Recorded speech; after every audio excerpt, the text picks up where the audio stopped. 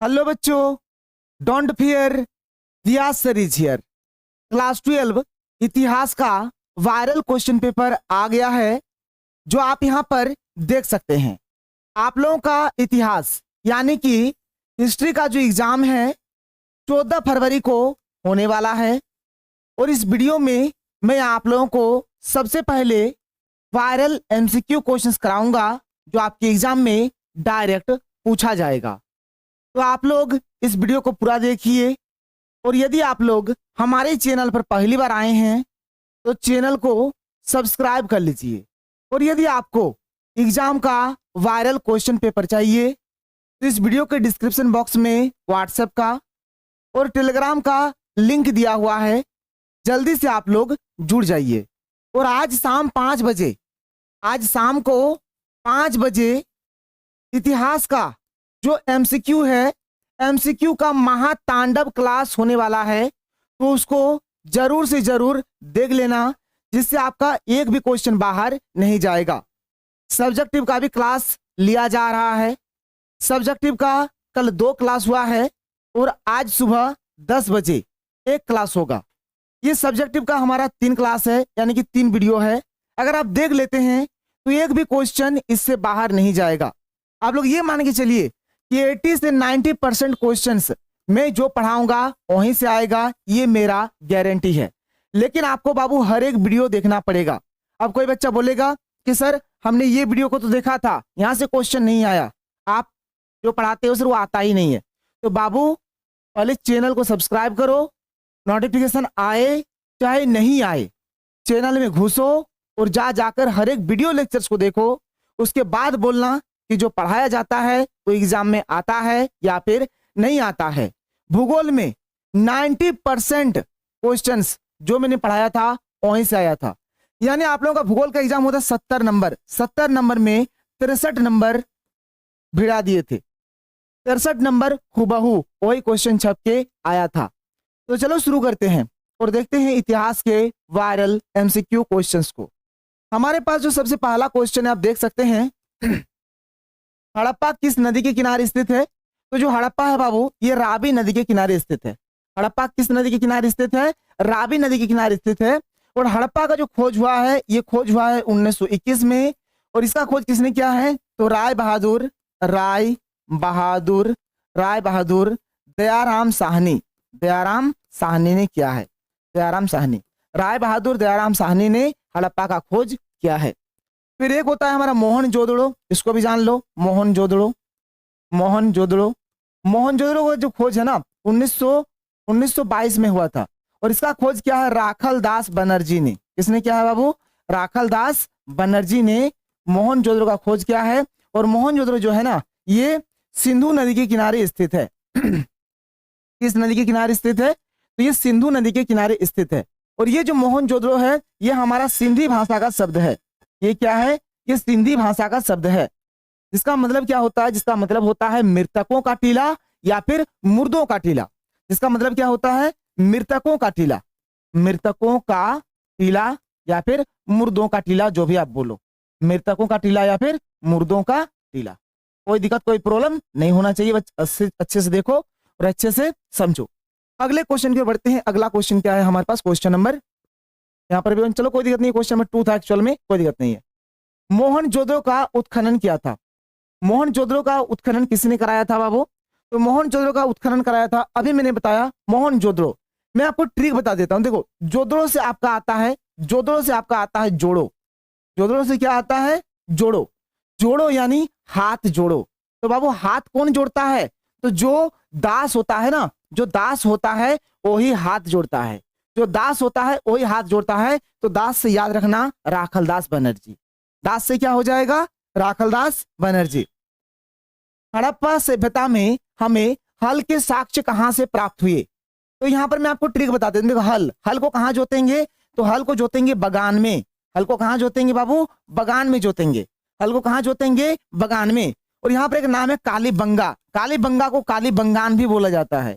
इसको कालीबंगान भी बोला जाता है। और बंगान से तो आपका आ गया ना बगान, इसलिए इसका राइट आंसर हो गया ऑप्शन नंबर 4 कालीबंगा। कालीबंगा हमारा राजस्थान में है, इस बात को याद रखो। मोहनजोदड़ो हमारा पाकिस्तान में है, इस बात को याद रखो। हड़प्पा हमारा पाकिस्तान में है, लोथल हमारा गुजरात में है।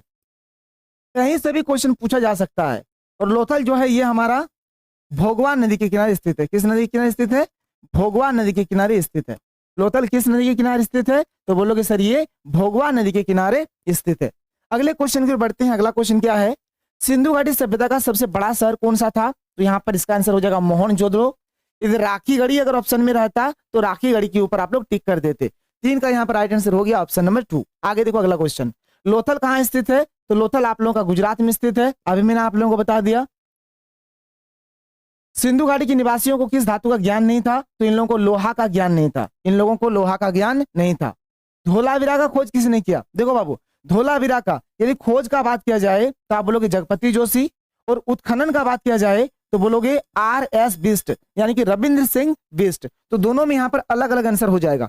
खोजकर्ता पूछा जाएगा तो जगपति जोशी, उत्खनन करता पूछा जाएगा तो RS बिष्ट। तो यहाँ पर पूछा गया कि खोज किसने किया है? तो खोज किया है बाबू JP जोशी ने, यानी कि जगपति जोशी। JP जोशी यानी कि जगपति जोशी।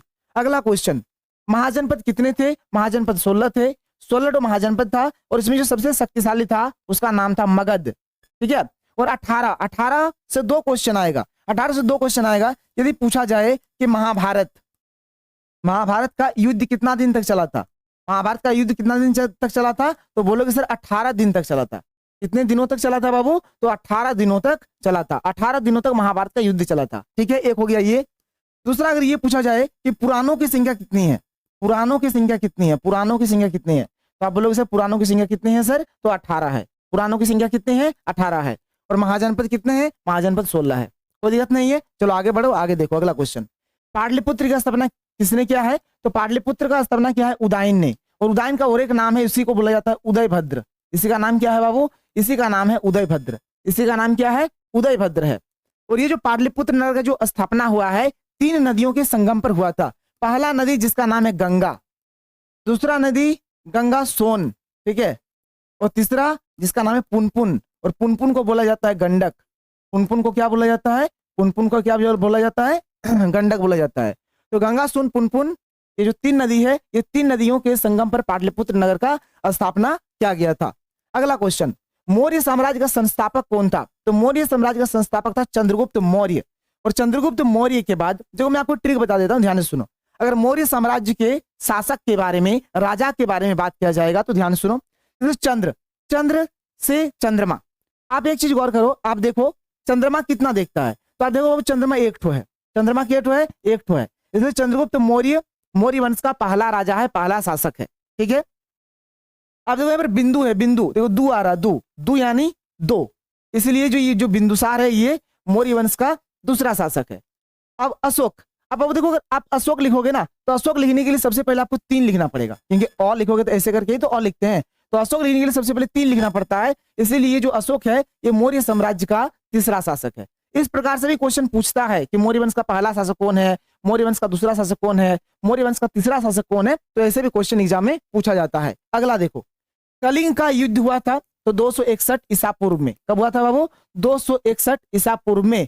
और ये जो कलिंग का युद्ध है ये अशोक के शासनकाल का अंतिम युद्ध होता है। और अगर देखा जाए ना तो अशोक का जो 13वां अभिलेख है, अशोक का जो 13वां अभिलेख है ना, अशोक के 13वें अभिलेख में कलिंग युद्ध के बारे में पता चलता है।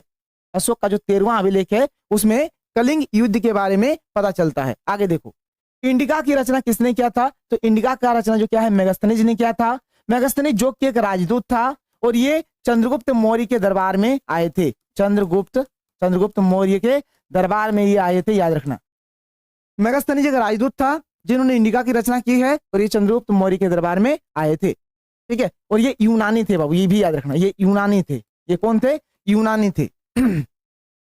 प्राचीन भारत में अभिलेख लिखने की शुरुआत किस राजवंश ने किया है? तो मौर्य राजवंश ने किया है। मौर्य राजवंश, मौर्य साम्राज्य। शक संवत का आरंभ किसने किया? तो ये क्या है? कनिष्क ने। किसने किया है? कनिष्क ने किया है। नालंदा विश्वविद्यालय की स्थापना किसने किया है? नालंदा विश्वविद्यालय का जो स्थापना है किसने किया है? कुमार गुप्त ने किया है। किसने किया है? कुमार गुप्त ने किया है। भारत का शेक्सपियर किसे कहा जाता है? तो भारत का शेक्सपियर बोला जाता है कालिदास को। किसे बोला जाता है? कालिदास। भारत का शेक्सपियर कालिदास को बोला जाता है। अगला क्वेश्चन, निम्नलिखित में से किसने सबसे पहले भारत में स्वर्ण सिक्के जारी किए? देखो अब ध्यान सुनो, स्वर्ण सिक्के सबसे पहले जो जारी किया है हिंद यूनानियों ने जारी किया है। हिंद यूनानियों ने जारी किया है। ये पूरा एनसीईआरटी किताब में आपका लिख दिया गया है। अगर आप बोलोगे और शाम वाला बैच में, शाम वाला क्लास में आओ ना, वहां पे मैं आपको लाइव प्रूफ दिखा दूंगा। ठीक है, तो ये जो हिंद यूनानी है इसको इंडो ग्रीक बोलेंगे। क्या बोलेंगे इसको? इंडो ग्रीक भी आप बोल सकते हो, इंडो ग्रीक। इंडो ग्रीक इन्होंने क्या किया था? सबसे पहले स्वर्ण सिक्के जारी किए थे।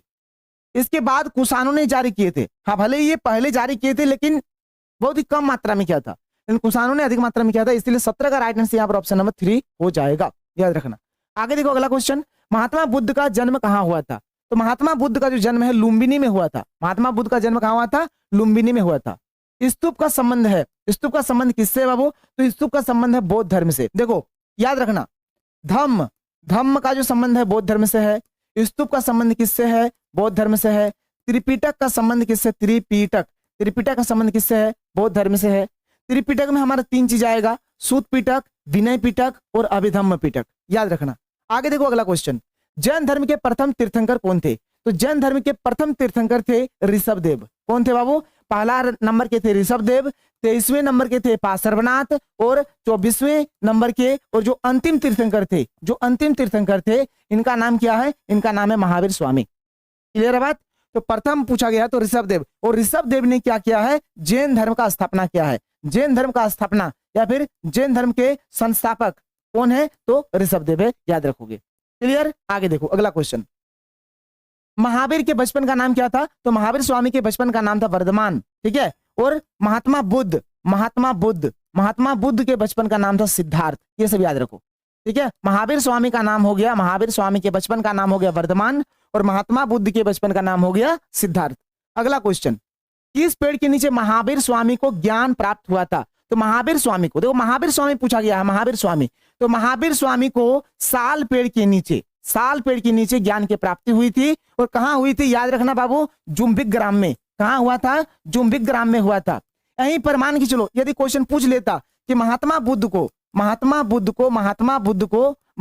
को ज्ञान की प्राप्ति कहां हुई थी, तो महात्मा बुद्ध का यदि बोलेगा तो क्या बोलोगे? बोध गया में। कहां ज्ञान का प्राप्ति हुआ था? बोध गया में। और किस पेड़ के नीचे हुआ था? तो पीपल पेड़ के नीचे। ठीक है, पीपल पेड़ के नीचे महात्मा बुद्ध को ज्ञान की प्राप्ति हुई थी, बोध गया में। कोई दिक्कत नहीं है, ये हो गया। अगला क्वेश्चन, सांची मध्य प्रदेश के किस शहर में स्थित है? तो रायसेन में स्थित है। ठीक है, और सांची हमारा मध्य प्रदेश में है, याद रखना। ठीक है, कोई दिक्कत नहीं है। अगला क्वेश्चन, विजयनगर साम्राज्य की स्थापना कब हुई थी? तो इसका जो स्थापना हुआ है 1336 ईस्वी में हुआ है। किसने किया है? हरिहर और बुक्का ने किया है। किसने किया है बाबू? हरिहर और बुक्का ने किया था। ये 2 भाई थे। ठीक है, ये 2 भाई ने मिलकर, हरिहर और बुक्का ने मिलकर विजयनगर साम्राज्य का स्थापना किया था। गोपुरम क्या है? तो मंदिर का जो मुख्य प्रवेश द्वार है ना, इसी को गोपुरम बोला जाता है। मंदिर का जो मुख्य प्रवेश द्वार है इसको गोपुरम बोला जाता है। प्रसिद्ध विरूपाक्ष मंदिर कहाँ स्थित है? तो ये हम्पी में स्थित है बाबू। कहाँ स्थित है? हम्पी में स्थित है। भक्ति आंदोलन को दक्षिण भारत से उत्तर भारत कौन लाए हैं? तो रामानंद लेकर आए हैं। कौन लेकर आए हैं? रामानंद लेकर आए हैं। पाहन पूजे हरि मिले किसकी काव्य पंक्ति है? तो यह है कबीरदास का। इनका है? कबीरदास का है। ठीक है, इसका जन्म स्थान तलवंडी है। तो गुरु नानक का जो जन्म हुआ है तलवंडी में हुआ है। कहाँ हुआ है? तलवंडी में हुआ है। बंगाल का प्रसिद्ध संत कौन है? तो चैतन्य महाप्रभु है, जो कृष्ण के उपासक थे। ठीक है, मतलब कृष्ण जी को मानते थे। चैतन्य महाप्रभु हो जाएगा। खानका का मतलब क्या है? खानका का मतलब ये होता है, खानका का मतलब होता है आश्रम, मठ। ठीक है, आश्रम बोलो, मठ बोलो, कोई दिक्कत नहीं है। आश्रम बोल सकते हो, मठ बोल सकते हो। अगला क्वेश्चन, निम्नलिखित में से कौन एक सूफी संत नहीं है? तो मीराबाई सूफी संत नहीं है। बाद बाकी सबके सब क्या है? सूफी संत है। शेख निजामुद्दीन औलिया का दरगाह कहाँ है? तो इसका जो दरगाह है कहाँ है बाबू? दिल्ली में है। कहाँ है? दिल्ली में है। ठीक है, और शेख मोइनुद्दीन चिश्ती का दरगाह कहाँ है? अजमेर में है, याद रखना। उनका कहाँ है? अजमेर में है। पानीपत का प्रथम युद्ध कब हुआ था? तो पानीपत का जो प्रथम युद्ध हुआ था ये 1526 ईस्वी को हुआ था। कब हुआ था? 1526 ईस्वी को हुआ था। अकबरनामा किसने लिखा? अकबरनामा या आईन ए अकबरी, देखो कुछ भी पूछा, अकबरनामा पूछा जाए या फिर आईन ए अकबरी पूछा जाए। आईन ए अकबरी इसके लेखक कौन है? अबुल फजल है। और ठीक है, इसके लेखक कौन हो जाएंगे बाबू? अबुल फजल हो जाएंगे। अबुल फजल हो जाएगा आंसर। सर्वप्रथम किस मुगल शासक ने तंबाकू का सेवन किया? तंबाकू का सेवन करता है कौन? अकबर। अकबर हो जाएगा इसका राइट आंसर। मुगल प्रशासन में जिला को किस नाम से जाना जाता था? तो जिला को नाम से जाना जाता था सरकार के नाम से। जिला को क्या बोला जाता था? सरकार। तो देखो आज का हमारा इतना इंपॉर्टेंट क्वेश्चन रहा, आगे और भी वीडियो आएगा। और जो लाइव क्लास होगा ना सब्जेक्टिव और ऑब्जेक्टिव का, उसको जरूर कर लेना, उससे बाहर क्वेश्चन नहीं जाएगा। तो मिलते हैं हम लोग अगले वीडियो में। थैंक यू, जय हिंद।